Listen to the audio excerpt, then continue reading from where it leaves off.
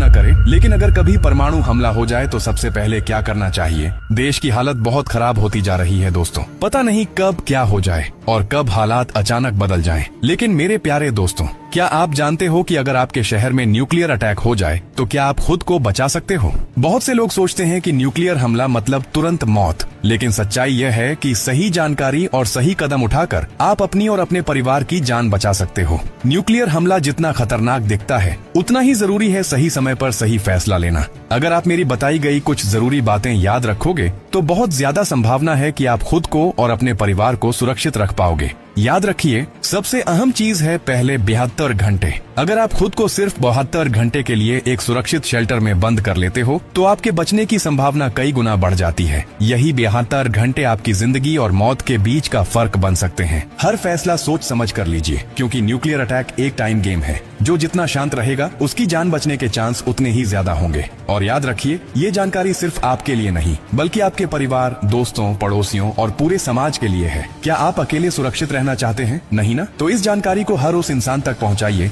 जिसकी जिंदगी की आपको परवाह है। हो सकता है आपकी एक शेयर से किसी माँ का बच्चा जिंदा रह जाए, किसी पिता की आखिरी उम्मीद बच जाए, किसी बहन का भाई लौट कर घर आ जाए। और यही तो असली इंसानियत है। एक सुबह जब आप नींद से जागें, आसमान पर एक तेज सफेद रोशनी फट जाए और धरती कुछ सेकंड के लिए कंपा उठे। यह कोई सपना नहीं होगा, ये होगा परमाणु हमला। और अगर ऐसा कभी हुआ तो उस दिन ना मोबाइल काम करेगा, ना इंटरनेट और ना ही सरकारी घोषणा आएगी। उस दिन सिर्फ आपकी समझदारी और तात्कालिक फैसले ही जिंदा रखेंगे। सबसे पहला काम, अगर आप दिल्ली, मुंबई, हैदराबाद, चेन्नई या किसी अन्य बड़े और व्यस्त महानगर में रहते हैं तो एक पल भी इंतजार मत करना। यह शहर दुश्मन की पहली पसंद होते हैं, क्योंकि इनकी जनसंख्या घनत्व और राजनीतिक मिलिट्री महत्व उन्हें निशाना बनाते हैं। यदि आपके पास मौका हो तो बिना पीछे देखे किसी ग्रामीण इलाके, किसी दूर के कस्बे या भरोसेमंद रिश्तेदार के गांव की ओर निकल जाइए। जितना दूर उतना बेहतर। दूसरा, अगर बाहर निकलने का समय नहीं मिला और धमाके की आहट आपके कानों तक पहुंच चुकी है तो किसी मजबूत और गहरे स्थान की खोज में लग जाइए। किसी मेट्रो स्टेशन का सबसे नीचे वाला स्तर, किसी बिल्डिंग का पक्का बेसमेंट या फिर बंकर जैसे बने पुराने सरकारी ढांचे, ये सब आपकी सुरक्षा के लिए बेहतर साबित हो सकते हैं। जितना नीचे उतना जिंदा रहने का चांस ज्यादा।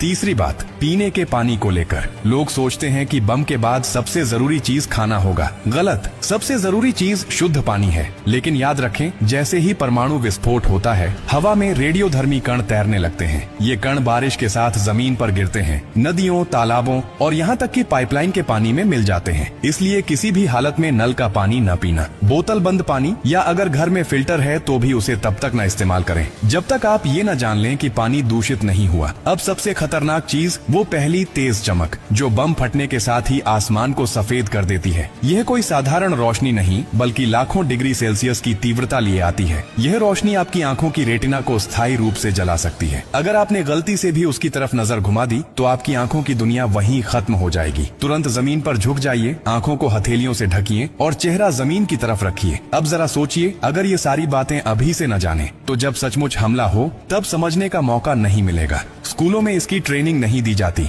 घरों में इस पर चर्चा नहीं होती और सरकारें तब तक बोलती नहीं जब तक बहुत देर न हो जाए। इसलिए अब आपको खुद अपने लिए, अपने परिवार के लिए, अपने बच्चों के लिए एक चेतावनी बनना होगा। जानकारी इकट्ठा कीजिए, घर में एक छोटा सा इमरजेंसी किट बनाइए जिसमें मास्क, पानी की बोतलें, कुछ dry fruits, torch, power bank और मेडिकल सप्लाई हो। साथ ही रेडियो रखना न भूलें, क्योंकि हमले के बाद एकमात्र तरीका यही बचेगा जिससे सरकार आप तक संदेश पहुंचा सके। परमाणु हमला कोई साइंस फिक्शन नहीं है, ये दुनिया ने पहले भी झेला है। हिरोशिमा, नागासाकी की तस्वीरें आज भी इंटरनेट पर सर्च कर सकते हैं, लेकिन उस वक्त सोशल मीडिया नहीं था, न कैमरे थे जो हर दर्द को दर्ज कर सके। अगर अब ऐसा हुआ तो यह पीढ़ियों तक असर डालेगा। आपकी हड्डियों में रेडिएशन बस जाएगा, बच्चों का भविष्य अपंग हो जाएगा और आपकी जिंदगी, जैसा आपने कभी सोचा भी नहीं, राख में तब्दील हो जाएगी। तो अगली बार जब आप कोई सफेद रोशनी देखें जो आपको अपनी ओर खींचे, याद रखिए वह सूरज नहीं, वह मौत हो सकती है। जब आप जिंदगी बांट रहे हैं तो एक वादा भी कीजिए। डॉक्टर कार्डियो की हर पोस्ट से कुछ सीखेंगे